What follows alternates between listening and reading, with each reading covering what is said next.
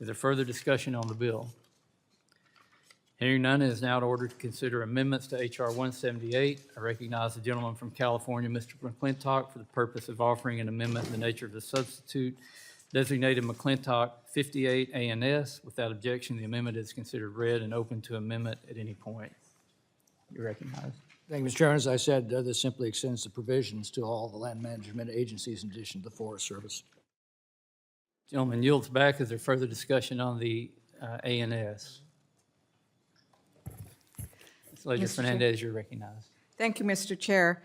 Right now, 325 brave men and women in my district are fighting the Laguna Fire near Guyana, New Mexico. The Forest Service lost control of this actively managed fire after it jumped the fire line 2 weeks ago. The fire has burned over 16,000 acres of the Santa Fe National Forest, killing and maiming livestock of Forest Service permittees in its path. As the managed fire burned out of control, local permittees did not receive notice in time to protect their herds. The fire has devastated the livelihoods of the permittees who have grazed cattle on these lands for more than a century. People who grazed cattle on these lands when they were part of land grants, historic land grants, before they ever became part of the United States. Just 3 years ago, as we've heard, the Forest Service lost control of 2 prescribed fires that started the Hermit's Peak Calf Canyon Fire, the worst wildfire in New Mexico's district. So it's no surprise that communities in northern New Mexico have completely lost trust in the Forest Service's wildfire decision-making. We cannot allow history to repeat itself like this every wildfire season. But I want to be clear, I'm not against prescribed or managed fires. These are important tools for thinning our forests and preventing catastrophic fires. In fact, in this room, we had a hearing on the use of tribal ecological knowledge about using fire to protect the forest. Wise lessons that we could learn from here. But the Forest Service does need to improve its practices with how it conducts prescribed and managed fires. We need defined solutions to make sure the Forest Service has resources it needs to properly manage fires, and the policies in place to hold the agency accountable when it falls short. I do appreciate that Mr. McClintock's bill today includes my amendment from last Congress that instructs the Forest Service to use infrared technologies to monitor prescribed burns and updates the agency's prescribed burn fire policies with the lessons learned after the Hermit's Peak Calf Canyon fire. I demanded, and we did receive, a report on how to improve those management practices. And Mr. McClintock, Representative, I do appreciate that those are in this bill. I would like to continue to work with you, Representative McClintock, and with the chairman to make further improvements to this bill. I'm offering 2 amendments today to help the bill better serve our communities out west. My first amendment would make sure the Forest Service employs the necessary number of wildland firefighters before this bill's policies take effect. And my second amendment is heartbreaking when I will discuss it later, but it would require that the Forest Service compensate permittees who lose livestock or structures due to prescribed burns that burn out of control. I have a couple of other concerns that in reviewing the bill, stuff pops up as you go look at it again and you read it again and you read it again. And one is with regards to the use of backfire. I spent months and months and years meeting with people who lost so much during the Hermit's Peak Calf Canyon fire. And several of them told me how those firefighters showed up and they did the backfires and they saved their structures. So structures are not included as a possibility. So that's like an example of where we can continue to work on improving this bill before it comes to the floor. Is an area that I would like to continue a discussion. But with that, as noted, I do appreciate the improvements to the bill and the inclusion of my amendments from last year. And I do appreciate the discussion because I think it is very important that we're having today, and this bill addresses some of those concerns. So thank you very much, and I yield back. Is there further discussion of the amendment? Mr. Ranking Member, go ahead. Go ahead, Mr. Huffman.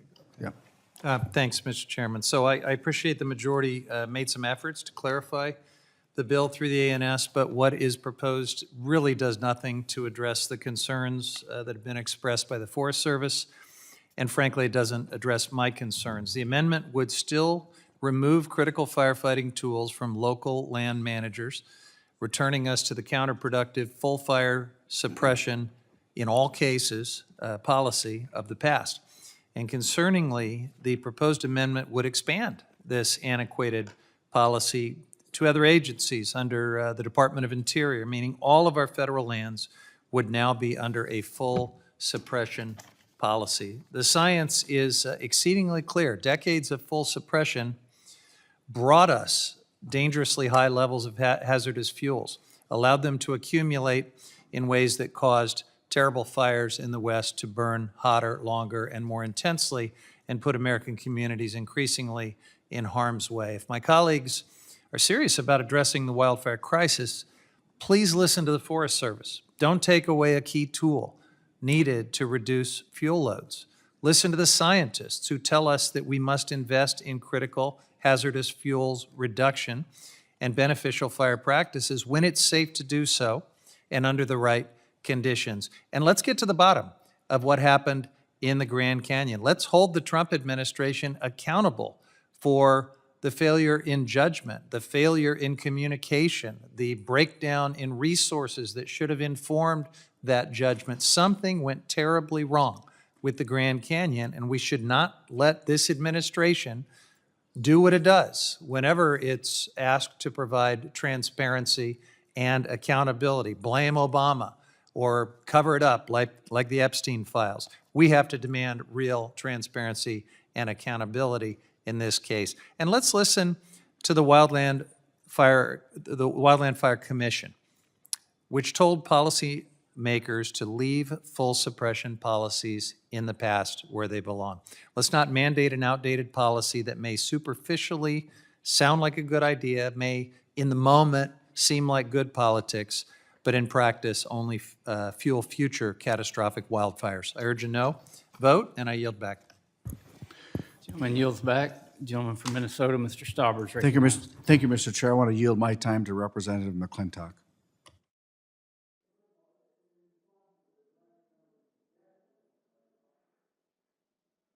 In response to the ranking member's death grip on discredited practices of the Forest Service, practices that our local and state firefighters have been warning about for years, practices that have proven themselves utter and complete failures.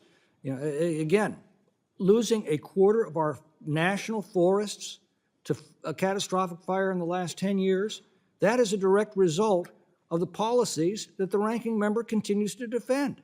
He keeps clinging to policies that have proven themselves to have utterly failed our responsibility to protect our forests and to ignore the practices that have worked.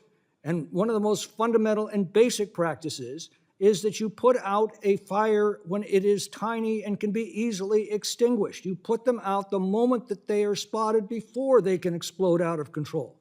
That sounds like a good idea, Mr. Ranking Member, because it is a good idea, and for many, many decades it worked. I'd also point out that we lost some of the most iconic sequoia in the Sierra Nevada just a few years ago as a direct result of a prescribed burn that was deliberately set by the state of California and was allowed to get out of control. And we've seen this time and time again. In addition, one of the complaints that was brought to me by local firefighters during active fires were teenaged fire crews acting independently and indiscriminately setting backfires. In one case, in the Caldor fire that they then abandoned, it destroyed nearby homes that could have otherwise been saved. This bill addresses this reckless problem as well by requiring the backfires to be approved by the incident commander and not by some teenager in the field. But to the question of staffing levels, it makes no sense to me to delay implementation of this bill until we increase staffing. The whole point of this bill is that it takes far fewer resources to put out one little fire than to wait until it explodes out of control into a major conflagration that requires a massive marshaling of resources. One helicopter drop can put out these fires when they're first spotted. Waiting requires literally thousands of helicopter and air drops and hundreds of thousands of man-hours to combat, not to mention the enormous damage both to our forests and to surrounding communities. So we shouldn't be waiting to marshal or to restore this proven policy of forest fighting. And with that, I yield back. I thank the gentleman for his time. I yield back, Mr. Chair. Gentleman yields back. Is there further discussion on the A&S? There's no further